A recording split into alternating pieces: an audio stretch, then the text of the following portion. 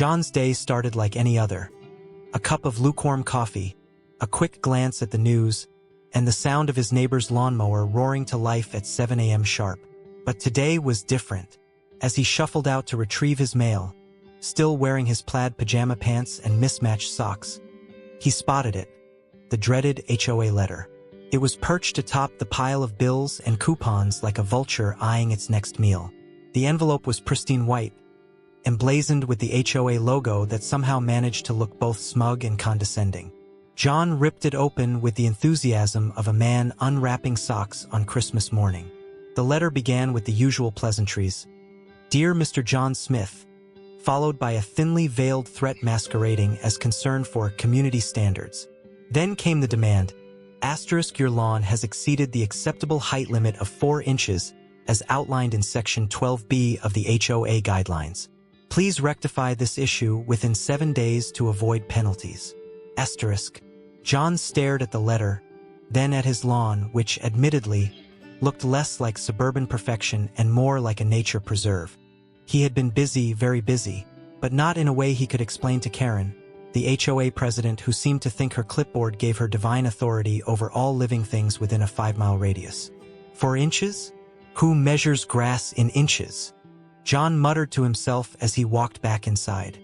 He tossed the letter onto the kitchen counter and poured another cup of coffee, trying to ignore the rising irritation bubbling in his chest. It wasn't just about the grass, it was about principle. His yard was his yard, and if he wanted to let it grow wild enough to attract deer or maybe even Bigfoot, that was his prerogative. But Karen didn't see it that way. Karen saw herself as the sheriff of this suburban Wild West, armed with bylaws instead of bullets. She had already made her rounds last week, scolding Mrs. Henderson for planting daisies instead of begonias and issuing a warning to Mr. Patel for leaving his trash cans out an hour past pickup time. Now John was her latest target. The next day, John received another letter, this one marked urgent. Karen wasn't messing around. The tone had shifted from passive-aggressive to outright aggressive. *, failure to comply will result in a $200 fine and potential legal action. *, legal action? Over grass? John couldn't decide whether to laugh or cry. He decided on neither. Instead, he called Karen directly, a risky move but one he felt compelled to make. The phone rang twice before she answered, her voice clipped and professional. Karen speaking. "Hi, Karen. This is John Smith from Maple Drive." "Oh yes, Mr. Smith," she replied with a tone that suggested she'd been waiting for this call all day. "I assume you're calling about your lawn?" "Yes," John said, trying to keep his voice steady despite the sarcasm itching to escape. "Look, I've been really busy with work lately, important work, and I haven't had time to mow." "Well," Karen interrupted, "we all have responsibilities, Mr. Smith. Maintaining your property is one of them." John took a deep breath before responding. "Karen, I don't think you understand. My work is classified." There was silence on the other end of the line before Karen chuckled dismissively. "Classified? Really? That's quite an excuse." "It's not an excuse," John said firmly. "It's reality." Karen sighed audibly. "Mr. Smith, while I appreciate your creativity, rules are rules. If your lawn isn't mowed by Friday, I'll have no choice but to escalate this matter." John hung up without another word. He wasn't angry, he was amused. Karen had no idea who she was dealing with. The following morning brought another escalation. Karen herself showed up at John's house with 2 other HOA board members in tow. They stood on his driveway like a trio of suburban Avengers ready to dispense justice. "Mr. Smith," Karen began loudly enough for half the neighborhood to hear, "we're here to inspect your lawn." John opened the door slowly and stepped outside, wearing sunglasses despite the cloudy sky and holding a cup of coffee like it was an accessory rather than a beverage. "Inspect away," he said coolly. Karen marched onto his lawn with her clipboard while one of her colleagues pulled out a tape measure. A tape measure. They crouched down, measuring blades of grass as if they were forensic scientists examining evidence at a crime scene. "This grass is nearly 6 inches tall," Karen declared triumphantly. "And what do you plan to do about it?" John asked with mock curiosity. "We'll be issuing you a fine," Karen said smugly. At that moment, something shifted in John's demeanor. A subtle but unmistakable change that made Karen pause ever so slightly. "You know what?" John said casually as he sipped his coffee. "Go ahead and issue your fine." Karen blinked in surprise but quickly recovered. "I will. And while you're at it," John continued, "you might want to inform your legal team that they'll need clearance from Homeland Security before proceeding." Karen froze mid-sentence. "Homeland Security?" "That's right," John said with a grin that could only be described as devilish. "You see, my classified work involves national security operations conducted right here on this property." Karen's colleagues exchanged nervous glances while she tried to maintain her composure. I don't understand," she stammered. "You don't need to understand," John replied smoothly as he pulled out an official-looking badge from his pocket and held it up for them to see. A badge that bore enough seals and holograms to make even the most skeptical person reconsider their life choices. Karen's face turned pale as she stared at the badge. "So," John continued cheerfully, "if you'd like me to mow my lawn, I suggest you submit your request through proper channels, starting with the Department of Defense." Karen didn't say another word as she turned on her heel and marched back toward her car. Clipboard clutched tightly against her chest like a shield against humiliation. As John watched them drive away in silence, he couldn't help but chuckle softly to himself. Revenge wasn't always about grand gestures or elaborate schemes. Sometimes it was simply about letting people know exactly how far out of their depth they really were. And if Karen thought she could win this battle over 6-inch grass blades, well, she just learned otherwise in spectacular fashion. John thought the matter was settled after his dramatic showdown with Karen and her clipboard-wielding minions. He had flashed his government badge, invoked Homeland Security, and sent them scurrying back to their HOA lair. It was a textbook mic-drop moment.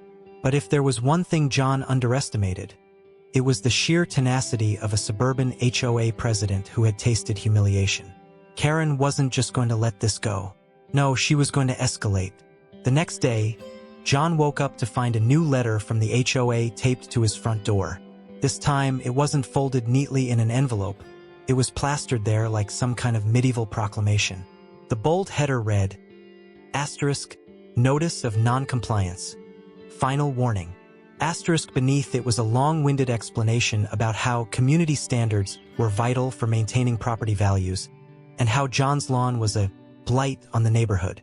The letter ended with a threat of immediate legal action if he didn't mow his lawn by the end of the week. John read the letter twice, then laughed so hard he spilled his coffee all over his kitchen counter. "Blight on the neighborhood?" he muttered to himself. "This isn't Versailles, Karen. It's Maple Drive." Still, the audacity of it all left him intrigued. What exactly did Karen think she could do? Sue him for having tall grass? Call in a SWAT team? He decided to let her play her hand while he sat back and enjoyed the show. By mid-afternoon, Karen had mobilized what could only be described as her personal HOA militia. A group of 5 board members, each armed with clipboards and wearing matching polo shirts embroidered with the HOA logo, gathered on John's driveway like they were preparing for battle. They even brought along a landscaper in a pickup truck, who looked deeply uncomfortable about being dragged into whatever suburban drama this was. John watched from his living room window as Karen barked orders at her crew. She gestured wildly at his lawn, pointing out every offending blade of grass as if she were leading an archaeological dig. Occasionally, she would glance toward John's house, clearly hoping he would come outside and confront her. But John wasn't going to give her the satisfaction. Not yet. Instead, he grabbed a bag of popcorn from the pantry, popped it in the microwave, and settled onto his couch to watch the spectacle unfold. Karen's plan became clear soon enough. She intended to have John's lawn forcibly mowed by the landscaper she'd brought along. This, apparently, was her idea of justice, a public display of HOA dominance over one rogue homeowner who dared defy their sacred bylaws. The landscaper hesitated as Karen handed him a copy of the HOA guidelines and pointed toward John's yard. "Are you sure about this?" he asked nervously. "I mean, if he didn't hire me." Karen waved off his concerns with an impatient flick of her hand. "Don't worry," she said confidently. We have full authority under Section 14C of the HOA Charter. From inside his house, John nearly choked on his popcorn at that line. Section 14C? He didn't know whether to laugh or applaud Karen's sheer commitment to bureaucracy. As the landscaper reluctantly started unloading his equipment, John decided it was time to intervene. He stepped outside casually, still holding his popcorn bowl, and leaned against his front door frame. "Afternoon," he called out cheerfully. Karen spun around, clearly startled but trying to maintain her composure. "Mr. Smith," she said curtly, "we're here to address your ongoing violation of community standards." "Oh, I see that," John replied with a grin. "And by address, you mean trespass on my property?" Karen's face turned as red as her polo shirt. "This is not trespassing," she snapped. "It's enforcement." "Enforcement?" John raised an eyebrow and took another bite of popcorn. "Funny. I don't remember deputizing you." Karen opened her mouth to respond but was interrupted by the landscaper, who had stopped mid-task and was now looking increasingly uneasy. Maybe I should get some kind of written permission from him before I do anything?" he suggested timidly. "Nonsense," Karen barked before turning back to John with what she probably thought was an intimidating glare. "Mr. Smith, if you refuse to comply with our guidelines, we will be forced to take legal action." John sighed dramatically and set down his popcorn bowl on a nearby porch railing. "Karen," he said patiently, as though explaining something very simple to a very stubborn child. "I already told you. My work is classified." Karen rolled her eyes so hard it was a wonder they didn't get stuck that way. "Oh, please," she scoffed. "Do you really expect us to believe that your unkempt lawn is some kind of national security issue?" "Well," John said with mock seriousness as he stepped closer to her, "if you don't believe me..." He reached into his pocket and pulled out what looked like another badge, this one even more official looking than the last, and held it up for everyone to see. The effect was instantaneous. Karen froze in place while her fellow board members exchanged nervous glances behind her back. What is that?" Karen stammered. "This," John said solemnly, "is my clearance level." He let the words hang in the air for maximum effect before adding casually, "It's higher than yours." The landscaper immediately began packing up his tools without waiting for further instructions. Karen sputtered incoherently for a moment before finally managing to say, "You can't just wave around some badge and expect us to drop this." "Oh no," John replied smoothly as he pulled out his phone and started dialing a number. "Let's see what Homeland Security has to say about that." Karen's eyes widened in panic as she watched him press the phone to his ear. "Hello? Yes, this is Agent Smith," John said into the phone in an authoritative tone that could have easily been mistaken for genuine professionalism. "I'm dealing with an unauthorized incursion into a restricted area." Yes. "No, they're civilians." He paused dramatically before adding, "Well-meaning but misguided civilians." That was all it took for Karen's resolve to crumble completely. She turned on her heel without another word and marched back toward her car, followed closely by her now thoroughly demoralized crew. As they drove away in silence, John couldn't help but chuckle softly to himself. It wasn't every day you got to outmaneuver an entire HOA armed only with popcorn and a fake badge. But then again, not every day was this entertaining either. John thought he had seen the last of Karen and her clipboard army after their humiliating retreat. He had played his cards perfectly, and the HOA had folded faster than a cheap lawn chair. But if John had learned anything about Karen, it was that she wasn't the type to admit defeat. No, Karen was the kind of person who saw every setback as an opportunity to double down, and double down she did. It started subtly at first. John noticed Karen's minivan parked across the street more often than usual, her silhouette barely visible behind the tinted windows. He'd catch glimpses of her peering through binoculars, jotting notes in her ever-present clipboard, and occasionally snapping photos of his yard like she was documenting evidence for a crime scene. It was almost flattering how much effort she was putting into this vendetta. Then came the drones, yes, drones. John spotted them hovering over his backyard one afternoon while he was grilling burgers. At first, He thought they were just neighborhood kids playing with their new toys. But when one of the drones dipped low enough for him to see the HOA logo plastered on its side, he realized Karen had officially gone full Big Brother. John waved at the drone with his spatula before flipping a burger and muttering to himself, "She's really lost it." The next escalation came in the form of a surprise inspection. One sunny Saturday morning, John woke up to find Karen and two HOA board members standing on his driveway with hard hats and measuring tape. They were accompanied by a man who looked suspiciously like a private investigator, or maybe just a guy who had wandered off from a noir film set. "Mr. Smith," Karen announced loudly as John stepped outside in his bathrobe, coffee in hand. "We're conducting an official assessment of your property." "Official assessment?" John repeated incredulously. "Is that what we're calling trespassing now?" Karen ignored him and gestured dramatically toward his backyard. "We believe you may be in violation of multiple HOA regulations beyond just your lawn." "Beyond my lawn?" John raised an eyebrow. "What's next? Are you going to measure my curtains?" Karen didn't even flinch at the sarcasm. "Our concerns are legitimate," she said stiffly. "We've received reports of unusual activity on your property." "Unusual activity?" John laughed outright. "Karen, are you seriously accusing me of running some kind of suburban crime ring?" Karen's eyes narrowed as she leaned in closer. "We think you're hiding something." John took a sip of his coffee and smirked. "Oh, I'm definitely hiding something." Karen's face lit up with triumph. She thought she'd caught him in a confession. "I knew it!" she exclaimed, turning to her colleagues like a detective unveiling the culprit at the end of a mystery novel. John decided to play along for entertainment's sake. "You know what? You're absolutely right," he said with mock seriousness. "I am hiding something." Karen clutched her clipboard tighter, her eyes gleaming with determination. "What is it?" she demanded. John paused dramatically before replying, "Classified government equipment." Karen blinked in confusion for a moment before scoffing loudly. "Oh, please, that excuse again? Do you really expect us to believe that?" John shrugged nonchalantly and gestured toward his backyard gate. "Go ahead. Take a look for yourself." Karen hesitated for a moment but then motioned for her team to follow her as she marched toward the gate like a general leading troops into battle. John watched them go with an amused grin, knowing full well what awaited them on the other side.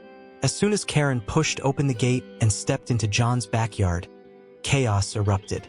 A loud alarm blared from somewhere deep within the yard, a sound so piercing it made Karen drop her clipboard in shock. Bright floodlights switched on automatically, bathing the area in blinding white light and revealing what looked like an elaborate setup straight out of a spy movie. Towering antennas, satellite dishes, and several pieces of equipment covered in tarps, marked with ominous warning labels like "Do Not Touch" and * property of the U.S. government. *. Before Karen could process what she was seeing, two black SUVs screeched to a halt in front of John's house, their tinted windows glinting menacingly in the sunlight. A group of men in suits and sunglasses stepped out, each one carrying earpieces and looking like they'd been plucked straight from central casting for Secret Agents. One of them approached Karen briskly while another began speaking into a walkie-talkie that crackled with static. "Ma'am," the agent said firmly as he stopped in front of her. "You are trespassing on restricted government property." Karen's mouth opened and closed like a fish gasping for air as she tried, and failed, to form coherent words.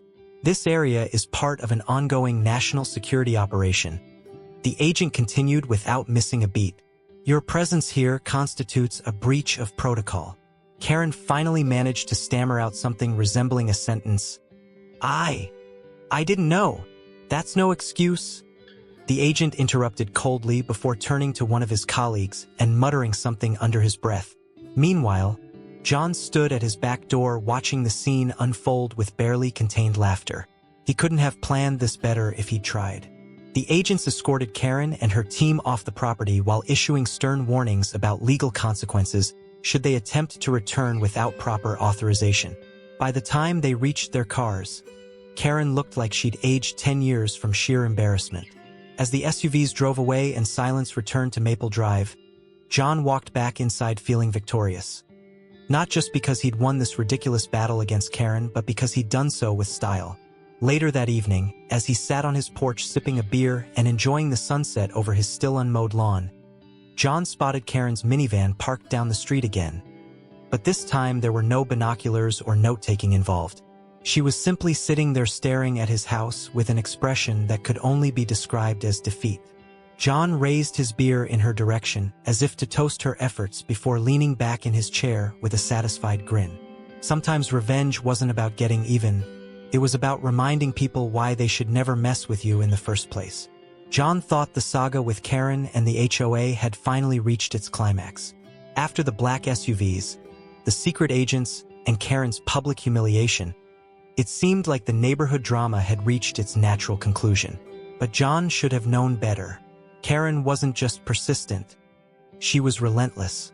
If there was one thing Karen loved more than enforcing HOA bylaws, it was proving she was right, even when she wasn't. The next morning, John woke up to find yet another letter taped to his door. This one was different. It wasn't from the HOA. It was on official government letterhead, stamped with seals and logos that screamed, "Do not mess with us." The letter was brief and to the point. Asterisk, all further HOA actions regarding this property are hereby suspended indefinitely due to national security concerns. Any attempts to interfere will result in immediate legal repercussions. Asterisk. John read the letter twice, then smiled. It wasn't just a victory, it was a knockout punch. Karen and her clipboard army had officially been benched by the federal government. But as satisfying as it was to know he'd won, John couldn't resist twisting the knife just a little further. After all, Karen had gone out of her way to make his life miserable over a patch of grass. It was only fair that he returned the favor. That afternoon, John decided to send a letter of his own to Karen and the HOA board. He typed it up on his computer, printed it out on crisp white paper, and signed it with an exaggerated flourish. The letter read, "Dear HOA board members, asterisk, thank you for your recent interest in my lawn and property management practices. I appreciate your dedication to maintaining community standards and ensuring that Maple Drive remains a beacon of suburban perfection. Asterisk. Asterisk, however, as you are now aware, my property is subject to classified government operations that supersede local regulations. As such, I regret to inform you that my lawn will remain in its current state until further notice.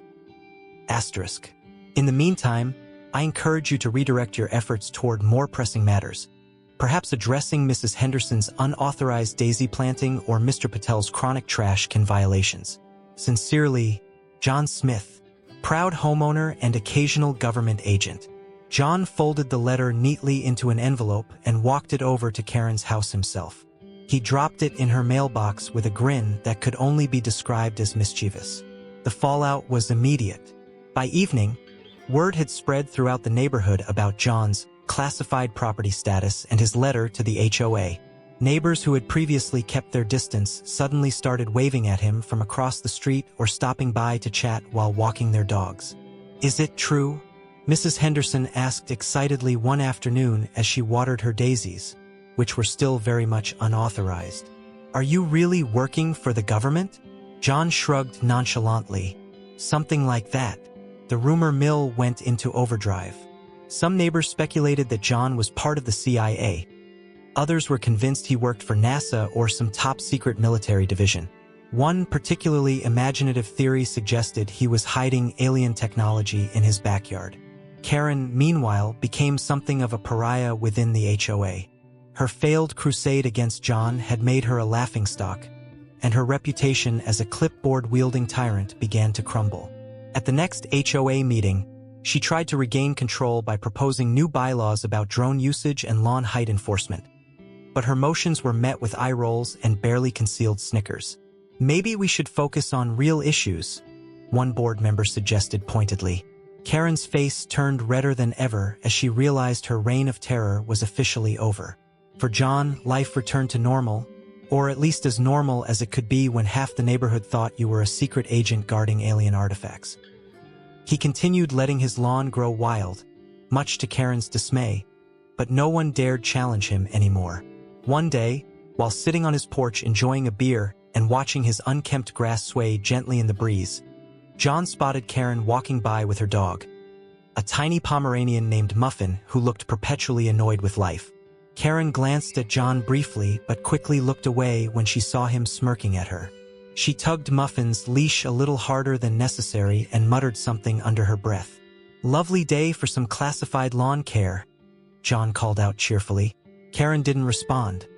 She just kept walking faster until she disappeared around the corner. John leaned back in his chair with a satisfied sigh. Revenge wasn't always about grand gestures or dramatic confrontations. Sometimes it was simply about living your best life while your enemies stewed in their own frustration.